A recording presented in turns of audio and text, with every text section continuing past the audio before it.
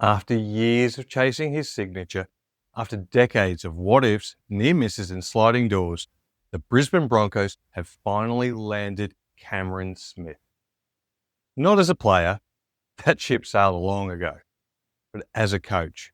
And mate, that's still massive, because the bloke who tormented Brisbane for 15 years in purple is now donning the maroon and gold polo and in our coaching box.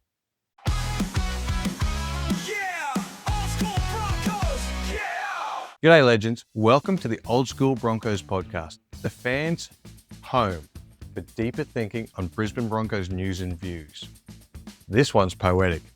For years, Broncos fans watched Cam Smith carve them up. The ice-cold general from Logan, who should have been one of ours. The kid who grew up idolising Langer and Walters and Renouf, only to end up leading Melbourne to one of the most dominant eras in rugby league history. It's been the greatest what-if stories in Queensland Rugby League history. But now, all these years later, that story has finally come full circle. Cameron Smith, the kid we missed, the player we feared, and the competitor we respected, is finally part of the Brisbane Broncos. Let's just rewind to the late 90s. Cameron Smith was a skinny teenager playing for Logan brothers. He was a massive Broncos fan, posters of Alfie and Kevy on the wall. And back then, every Queensland kid dreamt of pulling on the maroon and gold jersey. But in the early 2000s, the Broncos system was stacked. They had hookers galore. Phil Lee, Berrigan, Prittis, and the production line of hookers and halves was full. Pathway for a young Cameron Smith just wasn't there. So when Melbourne came calling, offering a clearer shot to first grade, packed his bags and went south. Sliding doors moments right there. If the Broncos had made room, if they just found a spot in that junior structure, the entire history of rugby league could have been different. No Melbourne dynasty, no 430 games in purple, no storm juggernaut built around the calm, ruthless hooker. Instead, we might have seen him steering the Broncos to glory through the 2000s, feeding Lockyer, mentoring Hunt, guiding a new generation. Imagine a spine of Smith, Lockyer and Carmichael Hunt. That's premiership upon premierships right there. But it wasn't to be. From 2003 onwards, Smith became the face of the Storm and the thorn in Brisbane's side. He was the guy you hated losing to because he made it look too easy. The control, the composure, the way he'd slow the ruck to a crawl or accelerate it in a blink. He wasn't the flashiest, but he was always the smartest. And that's what stung, because Broncos fans could see what they'd missed out on. A Queenslander leading the enemy. The Broncos tried a few times to lure him home. Wayne Bennett had a conversation, Paul White had a crack, even Kevy Walters once floated the idea when Smith was nearing retirement. But Cameron was loyal to the core, a one-club man, and while Queensland claimed him every Origin series, the Broncos could only admire from afar. Now fast forward to 2025. The Broncos are on top again.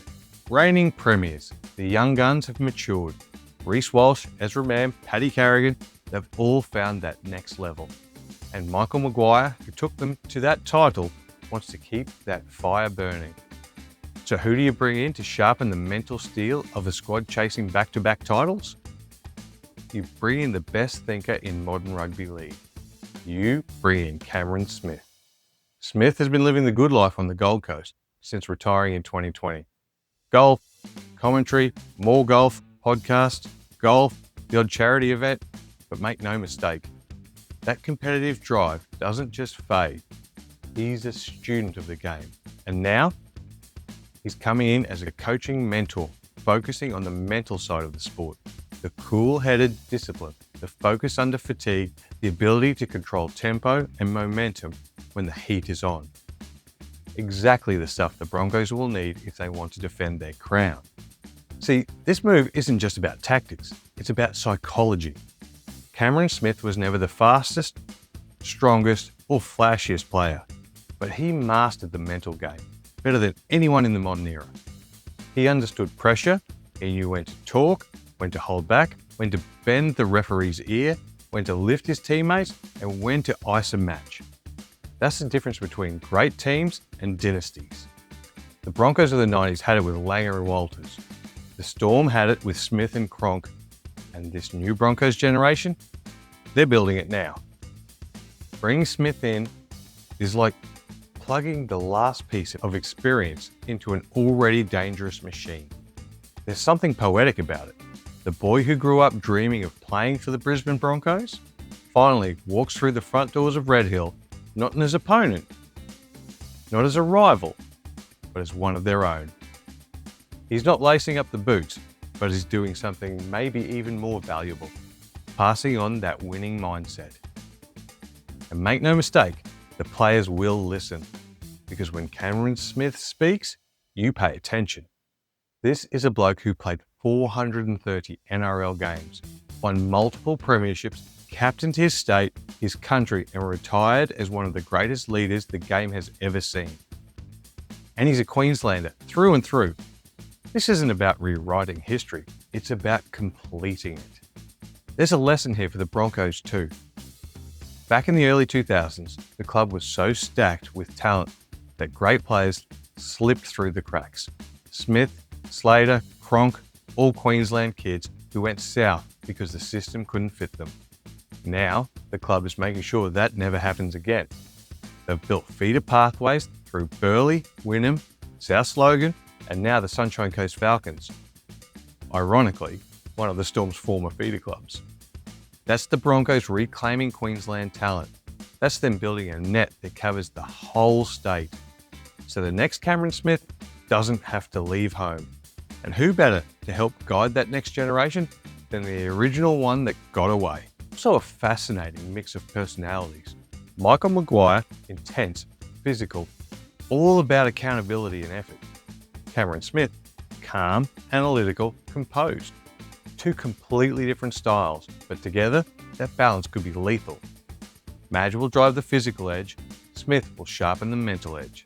Between the two, the Broncos might just find the perfect blend of discipline and flair, something they've been chasing since the Bennett era. There's also a legacy element to all of this. Smith doesn't need this gig. He's done it all. But for him, helping Queensland's biggest club go back-to-back, helping young blokes like Walsh, Mam and Carrigan become smarter players, that's a new kind of achievement. It's not about proving anything now, it's about giving back. And you can bet the Storm fans are watching this with mixed emotions. Proud of their man, but probably a little uneasy seeing him in a Broncos polo. Meanwhile, up north, it just feels right. So what does this mean going forward?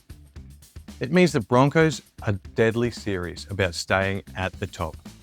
They're not satisfied with one ring. They're building a culture that lasts. A system that can sustain success like the Storm did for 2 decades. And the irony is beautiful. The man who created the Storm system is now helping Brisbane do the same. Cameron Smith, the ultimate professional, the game's quiet assassin, now part of the club he once dreamt of representing. If that doesn't give you goosebumps, you're not a rugby league tragic. So yeah, it took 25 years. It took missed chances, heartbreak, and a lot of battles in between. But finally, the kid from Logan has come home. Cameron Smith is a Bronco. Not the way we imagined it back in the day, but maybe, just maybe, this version is even better.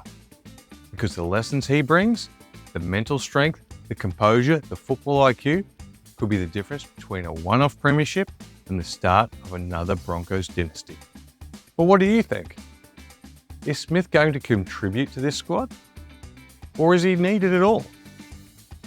More importantly, what do you think about him wearing a maroon and gold polo with that Broncos logo right on his chest?